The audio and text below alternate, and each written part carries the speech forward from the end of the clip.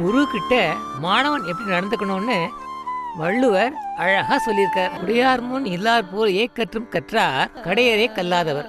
அதாவது செல்வம் உள்ளவன் முன்னாடி வறுமை உள்ளவன் எப்படி பணிஞ்சு நின்று யாசகம் கேட்பானோ அத போல குரு முன்னாடி மாணவன் பணிவோடு நின்று பாடம் கத்துக்கணும்.